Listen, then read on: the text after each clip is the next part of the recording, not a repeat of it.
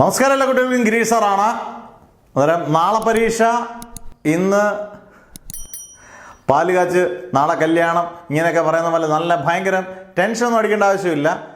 Ray optics and wave optics, രണ്ട് optics, ലൈറ്റിൻ്റെ പടവണ്ടാരം രണ്ട് തിയേറ്ററാണ്. ഈ പറയുന്നത് നന്നായിട്ട് നിങ്ങൾ പഠിച്ചിട്ടുണ്ടോ? പഠിച്ചില്ലെങ്കിൽ പഠിച്ചിട്ട് വേണം പോകാൻ വേണ്ടിയുള്ള വീഡിയോ ആണ്.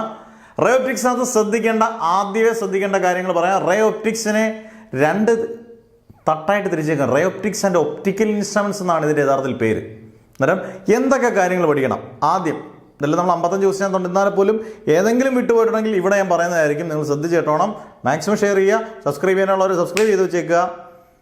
Loss of refraction, Snell's law ഉൾപ്പെടെ 2 refraction law, critical angle, total refraction, രണ്ടിൻ്റെയും പടം വരച്ച് പഠിക്കണം. n = 1/sin c, സിമ്പിളായിട്ടൊരു ഇക്വേഷൻ. ടോട്ടൽ റിഫ്ലക്ഷൻ്റെ കണ്ടീഷൻസ്, ഓക്കെ. പിന്നെ റിഫ്രാക്ഷൻ ത്രൂ എ പ്രിസം, അതിൻ്റെ കൂട്ടത്തിൽ സ്മോൾ ആംഗിൾഡ് പ്രിസം, മോഡൽ എക്സാമിന് വെച്ചാണ് അതിൻ്റെ ഡീവിയേഷൻ കണ്ടു. d = n-1 × a. Relation between UV and R, lens makers formula, mirror formula, okay. 2 thin lenses in contact, power of A lens, magnification, ഇത്രയും കാര്യങ്ങൾ ray ഒപ്റ്റിക്സിൽ നിന്ന് ഒതുക്കിക്കൊണ്ട് പോകണം. ഇനി വേ ഒപ്റ്റിക്സിലോട്ട് ഒപ്റ്റിക്കൽ ഇൻസ്ട്രുമെൻസിലോട്ട് പോയാൽ സിമ്പിൾ മൈക്രോസ്കോപ്പ്, പടം വരച്ച് വൃത്തിയായിട്ട്, എസ്സയാണ് compound microscope. Difference between simple microscope and compound microscope ചോദിക്കാം. പിന്നെ ചില അധ്യാപകൻ ഭയങ്കര കൊനസ്റ്റ് ക്വസ്റ്റ്യൻ, ഇത് ശ്രദ്ധിച്ചേക്കണേ, കൊനസ്റ്റ് ക്വസ്റ്റ്യൻ ആണ് ചോദിക്കുന്നതെങ്കിൽ റിഫ്രാക്റ്റിംഗ് ടെലിസ്കോപ്പ്, അത് എസ് ആയിട്ട് പഠിച്ചുകൊണ്ട് പോകണം. കൊനസ്റ്റ് ക്വസ്റ്റ്യൻ ആണെങ്കിൽ അന്നേരം ഒരു ഓപ്ഷൻ വരും.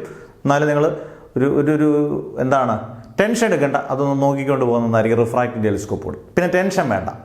ഇനി wave optics, polarisation, light waves transverse in nature എന്നൊക്കെ പ്രൂവ് ചെയ്ത് പോളറൈസേഷനാണ്. പിന്നെ പോളറൈസേഷൻ കഴിഞ്ഞു. പിന്നെ പോളറോയിഡ്സ് അതിൻ്റെ uses, coherent source, interference, Huygens principle of superposition, difference between interference band and diffraction band. പിന്നെ ഏറ്റവും important proof of Huygens principle, proof of refraction, Snell's law ആണ്, and reflection using Huygens principle. ഇത്രയും കാര്യം, band width, ഇത്രയും കാര്യങ്ങൾ വ്യക്തമായിട്ട് ray ഒപ്റ്റിക്സും വേ ഒപ്റ്റിക്സും പഠിച്ചുകൊണ്ട് പോയാൽ ഒരു 12 മാർക്ക് 15 മാർക്ക് ഉറപ്പിക്കാം. നോക്കിക്കൊണ്ടേ പോകാനുള്ളേ.